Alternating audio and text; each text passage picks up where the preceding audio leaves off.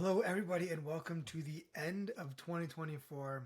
I'm excited to showcase this video today, which is all about the top 4 team trends that we've noticed from our highest performing teams and clients over this past year. And for those of you who do not know who I am, my name is Stephen Van Cohen. I'm the co-author of the Wall Street Journal bestselling book, Connectable: How Leaders Can Move Teams from Isolated to All In. And you've likely seen myself or my business partner and co-author Ryan Jenkins at a corporate event or a conference speaking on the topic of generational dynamics, leadership development, or team connection. We've collaborated together over the past decade where we've had the absolute privilege of working with many of the top companies in the world. Companies like Home Depot and Walmart and Netflix and Coca-Cola and ADP and Zoom and a whole bunch of others. Our thought leadership on team performance and workplace connection has been featured in Inc. and Fast Company and Forbes and CNBC and Fox News. And I thought it'd be a really good idea to create an end of the year video that talks about the 4 top trends that we've noticed from our highest performing teams, the clients in which we work with, that have unleashed undreamed of levels of engagement, performance, retention, well-being, and satisfaction at work. And we're actually going to learn what stoplights and crushes and walking and photos and icebreakers all have to do with building really connected and high-performing teams. So let's get into the first of 4 trends. Trend number 1.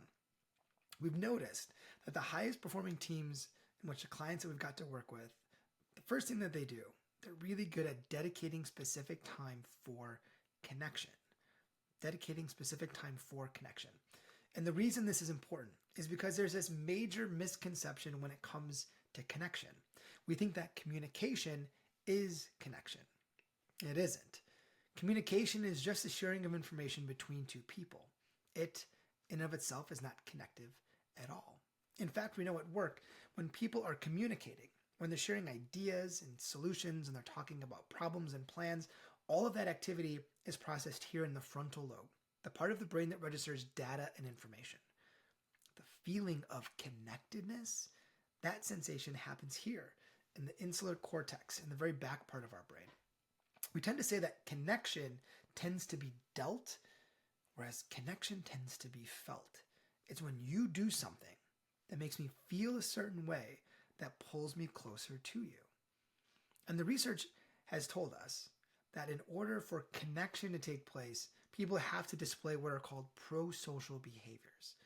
These are behaviors that are defined as acts of comforting, sharing, helping, or cooperating that are backed by a general concern for the feelings, welfare, and rights of other people. These are things like providing empathy to showcase that you really understand where someone's coming from, or by asking insightful questions to let the person know that you're really curious about what they're thinking and feeling. It's things like providing a lot of positive recognition and appreciation to make that person feel fully seen. These are all of the kinds of things that allow for someone to have that sensation of connectedness. And what's really cool about these pro-social behaviors, they're super infectious. Because when someone's on the receiving end of a pro-social behavior, they're likely to display them onto others by a whopping 278%. It's called the reciprocity effect. You made me feel good. I now feel the need to make somebody else feel good. And while these behaviors are infectious and contagious in nature, fortunately, they are not getting displayed as often as we would like. And the reason being, we now operate in a work environment where we're going from Zoom meeting to Zoom meeting to Zoom meeting, or project to project to project. The absolute bandwidth that we have to connect in meaningful ways has just been obliterated. And because we're not naturally able to connect anymore, because of how we're currently collaborating, the teams that are able to have really meaningful connection dedicate specific time for it. And they don't do this in the form of icebreakers. The research is overwhelmingly clear. Icebreakers, they do not work. And the reason they do not work is because people see them as an impediment to why the team is there in the first place. So if the team is together to solve this problem or to identify this strategy or to have this discussion, when we're here for that, the icebreaker at the beginning feels like a waste of time. It's intrusive. We're not here for the icebreaker, right? We're here to solve this problem or do this thing. And that's why people tend to roll their eyes when they know they have to do a 2 truths and a lie or whatever icebreaker activity is first up on the docket.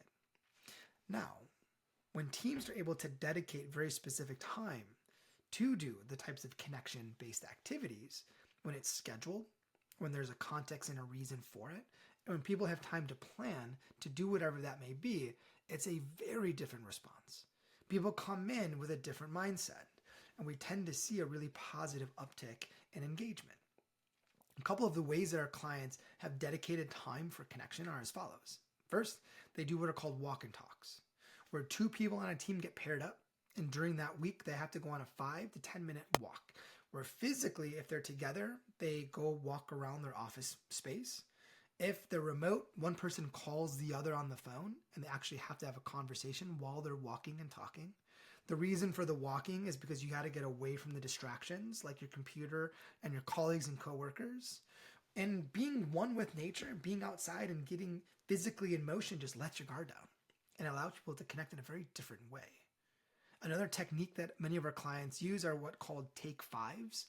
A take five is where one person, once a week, shares one picture for 5 minutes, and they just talk about something that's important to them in their life.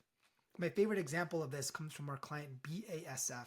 They're a large chemical manufacturing company. And one of the gentlemen on this team who was using this Take 5 strategy showed a picture of himself hiking and just talked about his love and his passion for this activity. Well, it turns out somebody else on his team was also an avid hiker. They got together, not knowing that they had this shared passion for hiking.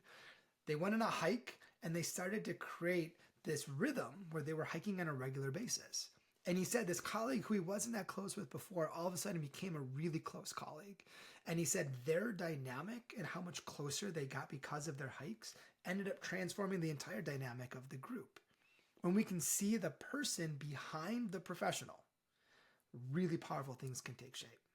We can start to have more understanding that creates more trust. And just those little tiny moments of 5 to 10 minutes a week when we're intentional about connecting can have huge impact. So trend number 1, ditch those icebreakers, but instead find a few minutes a week where the team can really focus on just connecting with one another. The second trend that we've noticed from teams who are performing really well in 2024 is they were awesome at assessing the gaps. Assessing the gaps is this idea that team members are able to figure out where they are, where they want to go, and what the impediment is in between those two things.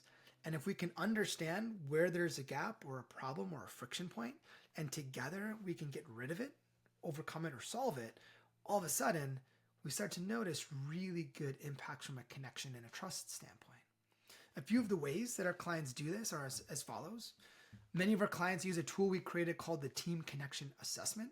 It's a 30-question questionnaire that measures things like psychological safety and trust and belongingness, support, comfort, appreciation, impact, and connection. We built this survey really specifically to measure all of the relational dynamics that exist within a team. And the clients who use this assessment, where they can pinpoint very specifically, here's where there's a gap, they can then be really proactive with solving that specific problem. Other clients of ours use a technique called A to F, where typically once a quarter, the team gets together and they each give a score on how they're doing with their work. A means I'm killing it, work is great, no problems, things are swell. And F is having a really hard time. A lot of fires, a lot of obstacles, I'm not really sure what to do. And when each member of the team can give a specific score and then justify that score with context, it creates a whole new level of awareness where team members can start to help each other and provide more support and assistance and guidance. And by allowing for the team to help solve the problems of one another, that's really connective in nature. And then another way that teams do this is through a technique called the stoplight. The stoplight comes compliments of Alan Mulally. Many of you might know Alan Mulally used to be the CEO of Ford Motor Company. He was the first CEO in Ford's history that was not a Ford. And when he was brought in as the CEO, Ford was not doing very well. They had a whole bunch of problems and they were losing market share like crazy. And he noticed that when he would have his executive meetings and all of his executive team members were giving updates on how their business units were doing, everything was always glowing. Things were awesome. There were never any problems. And he knew that this was strange because the business wasn't doing well and there were problems and nobody was openly addressing them. So he devised this plan called the the stoplight, where every time they gave an update, they had to have 3 slides in a PowerPoint deck. One was green, where they talked about all the positive things they were doing. One was yellow, where they talked about the things that were going okay. And one was red. The red slide mandated that everybody at least have one thing that wasn't going well. And by forcing the executive team to acknowledge one thing specifically that wasn't going well, it created all kinds of new opportunities for people to understand and better support and serve one another. Awareness is really curative. When I know what can be fixed, I can fix it. And when we think about team dynamics and team trust and team togetherness, all these like warm and fluffy and fuzzy things as it relates to the collaborations and the work we do, we tend to think of them in the context of like offsites or ropes courses or happy hours or charity activities. We tend to think of we have to build all that away from work. But the teams who really perform at a high level are teams that are very good at diagnosing where there's problems within the group and then closing those problems very strategically. Because when we solve problems together, that's connective. So our second trend is all about assessing the gaps and then closing them successfully. The third trend, it's all about what we call spotlighting significance. We know that the team dynamic, which is one robust with closeness, tends to happen because team members are very good at acknowledging one another in positive ways. They can make each other feel appreciated, valued, needed, etc. A few of the ways that teams are able to spotlight significance are complements of these strategies. Number one is we have a whole bunch of clients who do what are called crushes. And I know the term crush might seem like a really sort of wonky word, and maybe it's a bit cheeky in nature. But the clients who do these crushes have seen really positive benefits. And the way that a crush works is typically once every week or a couple of times a month, the team members get together and they take 5 to 10 minutes to just crush one another, where they can just acknowledge somebody on the team for something they've done. So I might say, I want to crush Zach because Zach was exceptional at helping me solve XYZ problem. Or I want to crush Mary because Mary had to deal with this really frustrated client and she was a master at being able to get this client to get off the ledge. And by taking a time for the team members to acknowledge one another and to crush, it's a really connective experience because people can validate that they're paying attention to the work. They can acknowledge the positive things that they're doing, and then they can make each other feel really valued. So the crushing technique is a really good one for spotlighting significance. The others are by doing what's called an impact lunch. There's some pretty compelling data that says when people can identify the beneficiaries of their labor, it's really connective to their work and to their team members. One of our clients is a huge law firm in Los Angeles, and they've deployed this impact lunch strategy. We're on a cadence. All the members of the team get together for a meal, either virtually or in person. And during that meal, they just acknowledge, like, who did we serve? What impact did we make? What are some of the great things that we just did over the past days, weeks, or months? And by getting the team together in that environment to do it, they've noticed real increases in their feelings of belongingness and cohesion. And then the final strategy is to write what are called gratitude letters. Now, many of us are pretty good at saying thank you or sending somebody a message of nice work, good job, IMs, texture, digital notifications, but they tend to not land. What does land and making somebody feel really significant is just a quick handwritten letter. And I did an event for Meijer. Meijer's a really large retailer in the Midwest. And I got to work with their executive team. And when I was designing the workshop, my contact at Meijer was a guy named Steven.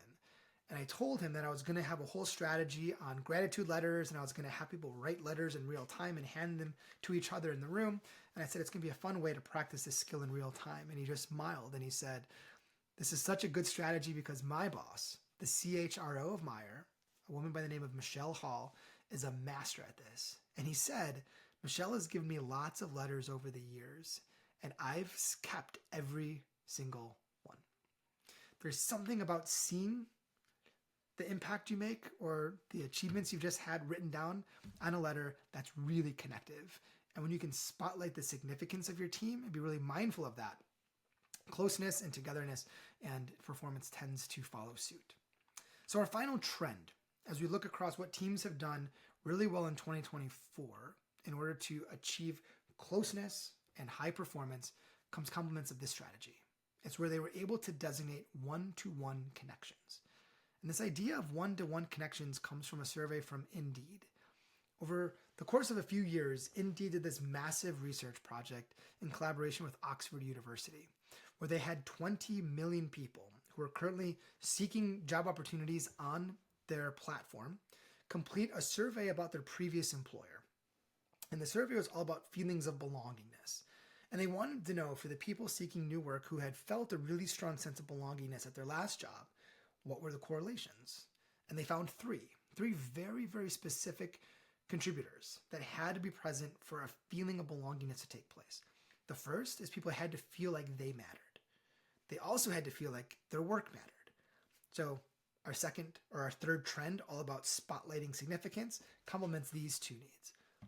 The third correlation that they found was really interesting. They found that the third element to create really meaningful connection and belongingness was that when people had one best friend at work, just one.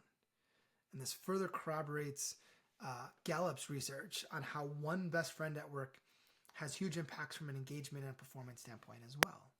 So the data is pretty clear that if I go to work and have one really close friend, I am more likely to stay, I'm more likely to perform at a high level, and I'm more likely to take less sick days and be healthier and happier. So the question then becomes, how do we do that? Well, Netflix and Milwaukee Tool and Walmart are three of our clients that we collaborated with in 2024 to help them build these one-to-one strategies. For Netflix, we helped them rethink their onboarding so that as new cohorts of people were brought into the organization, before they even started on day one, we were able to match people on a one-to-one relationship and help them build some of that social capital. Milwaukee Tool, we designed a peer mentorship program where people who were there for less than 3 years got matched with somebody who were there for over 3 years, and that one-to-one connection was able to be helpful in guiding them as they assimilated into their new role. For Walmart, we helped them rethink their corporate initiatives, where they had corporate events that brought lots of people to their headquarters in Bentonville. We had people meet with one match that they got paired with before the event in order to have a buddy that they would go through the experience with specifically. And by giving them that opportunity to network with people they probably would have not networked with, it created huge opportunities for a meaningful relationship to take place. So these are just a handful of the strategies that we've deployed. But thinking about how can I create these one-to-one connections has been a really powerful and impactful strategy for our clients. So to summarize all of this, if you're thinking, how can I go into 2025 with some really good strategies to just maximize the performance of my team? Here's what we reviewed. One is I would be really intentional about dedicating specific time for connection. Second is I would assess the gaps and know where the team is at and what you need to do to close some of them. 3, be mindful of how to spotlight the significance of others. And 4, find ways to have some one-to-one connections within the group. For any of you who are thinking about some of your plans and aspirations for 2025 as it relates to team performance, workplace culture, or leadership development, my contact is below, stevenc@synclx.com. Would love nothing more than to be a resource for you in the new year. And with that, I wish you a very happy and a healthy end to your 2024, and I can't wait to be in touch in 2025. Thanks, everyone.